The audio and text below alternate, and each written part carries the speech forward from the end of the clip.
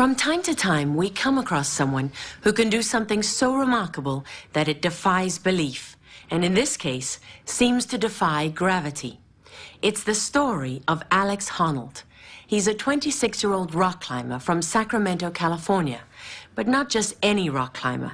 Honnold scales walls higher than the Empire State Building, and he does it without any ropes or protection. It's a kind of climbing called free soloing, and the penalty for error is certain death.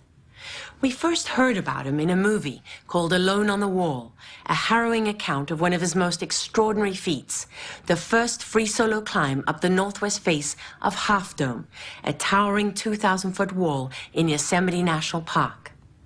This past summer, we met up with Alex at Yosemite to watch what he does firsthand. And after we first aired the story in October, we got such a huge response, we wanted to show it again tonight. What you're about to see is someone holding onto a wall thousands of feet above the ground with nothing to stop him if he falls.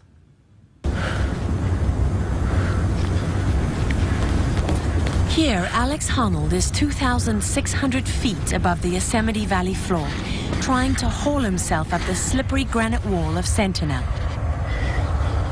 He's so high, he disappears into the mountain. Alex moves seamlessly across a section of flaky, unstable rock, pausing to dry a sweaty hand in his bag of chalk. There's nothing but him, the wall, and the wind. He's up here without ropes or a safety harness. All he has is a pair of rubber climbing shoes. This is what climbers call free soloing, and it's so dangerous that less than 1% of people who climb attempt it. Do you feel the adrenaline at all? There is no adrenaline rush. You know, like if I get a rush, it means that something has gone horribly wrong, you know?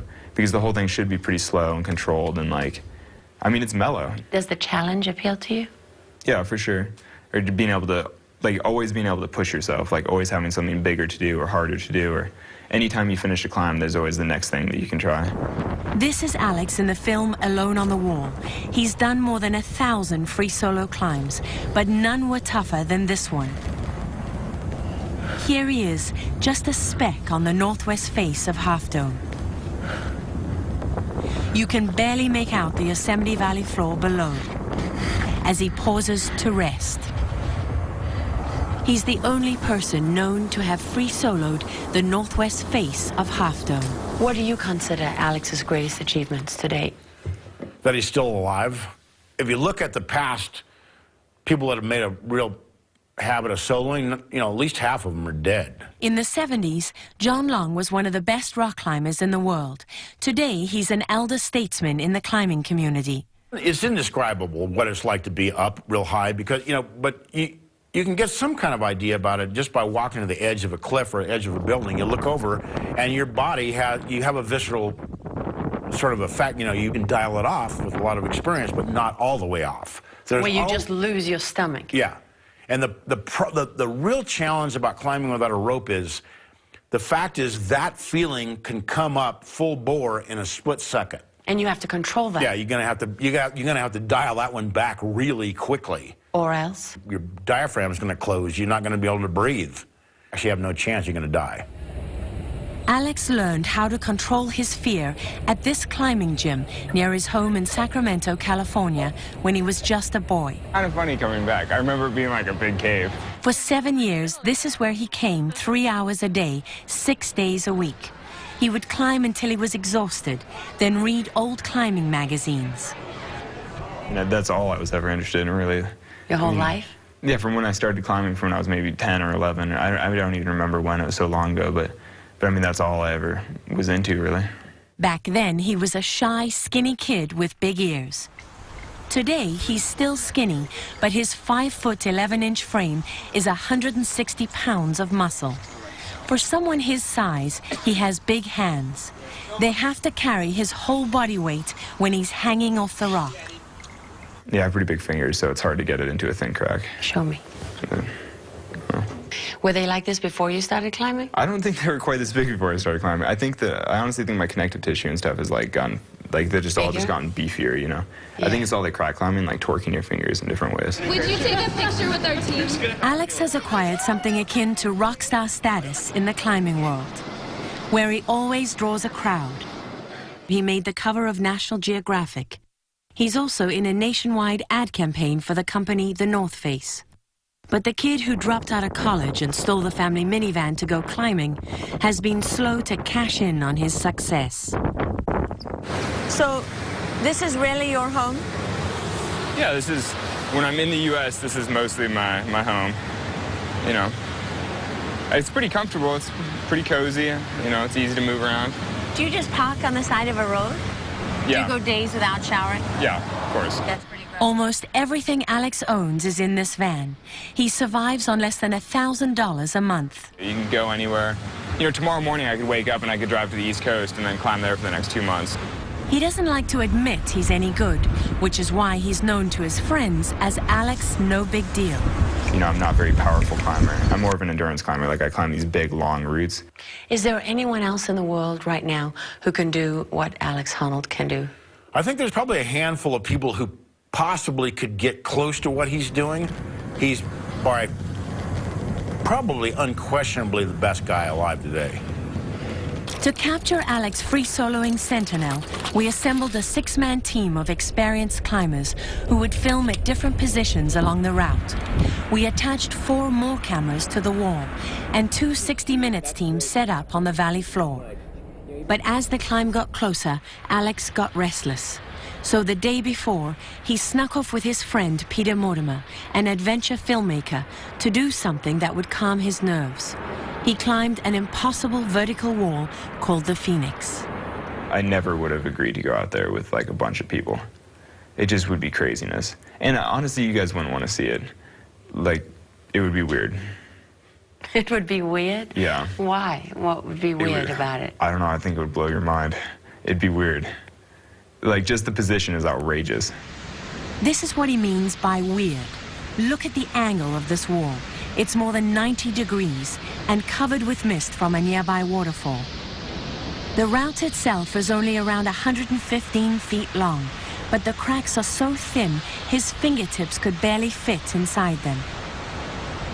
Towards the top of the climb, the angle of the wall pushed him backwards.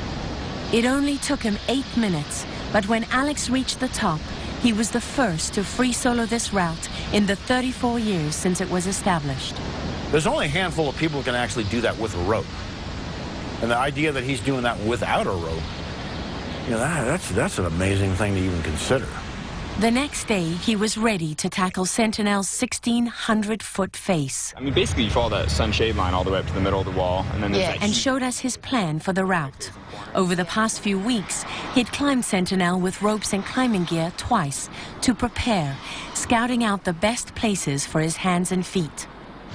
Then he hiked for nearly 2 hours just to reach the base of the climb.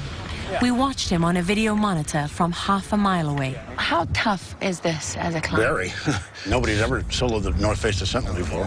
Nobody's ever thought about doing it before. Going rock climbing. So he's on. Look at that. He started. Yeah, he's off. It's spectacular. So you almost have to, like, just stop and remind yourself. I mean, he is up there with nothing. Yeah, no rope. Nothing. Nothing. Right when he pulls into that crack, that's like the point of no return. It becomes world class right there. And he's in it now. I don't even like the sound of that, the point of no return. Well, you're not going to reverse it. It's too hard. That's the one thing you got to understand on these things. Yeah. Once it gets to this level, the only way off is up. You're not going back down. It's just too difficult. So I like to think that I know what I can and can't do. Sometimes when other climbers hear what you've been doing, they say it's unsustainable, which really is their code for, you know, you can't keep doing this and stay alive. It's not like I'm just pushing and pushing and pushing until something terrible happens. I mean, I don't know. I don't look at it like with that perspective. But maybe that's why it's dangerous for me. You know, maybe I'm like too close to it and I can't tell that I'm like speeding towards a cliff. I mean, I don't think that I will continue to do this forever. But I don't think that I'll stop because of all the risk and all that. I think I'll stop because I'll just lose the love for it. As he approached one of our fixed cameras, Alex grabbed a tiny piece of rock and pulled himself up. In this position, most of his weight is on just 4 fingers. Here's another one of the really difficult parts right here. You can see him, like his fingertips are only going into the first digit. Like the line on your hand. Literally, that's what he's clinging on with, his only fingertips. to there. One thing every free solo climber fears is water. It seeps out of cracks in the mountain, and that's what Alex ran into halfway up Sentinel. Yeah, see how he's wiping his feet off like that? Yeah. See, on his legs? Yes. It's wet. That's not good at all. That's the worst of all possible things. It looked like your shoes did get wet. Yeah, my shoes did get wet. So the big fear would be that like you step on or you like climb through wet rock and then without knowing it, you put your foot onto something, you know, and then you just slip right off it. That would be like the worst case scenario, like thinking that you're going to step onto some foothold and then just having your foot blow off. His wet shoes didn't seem to bother him. Take a look at him as he climbed up to another one of our fixed cameras. He's so relaxed, even at this height. From up here, 80-foot pine trees below look like grass. And yes, he is whistling. Then came the toughest 50 feet on Sentinel and the hardest sequence of moves he had to make. If he moved too slowly, his arms would give out, but if he rushed, he could slip and fall. It's a position Alex says he lives for. Where he's right now, this is the crux of the biscuit, as they say, the hardest part. And Because look at what he's holding on to. yeah, well, there isn't anything. It's also really just steep right there. Because you can't. Nobody, even Alex Honnold, can't hang indefinitely on his arms. They're going to give out. And then he's got to have the strength to pull himself up. Yeah, and he's got to have. And the footholds aren't very good, so he's got to basically paste his feet on, you know, over the ceiling, and hope they stick.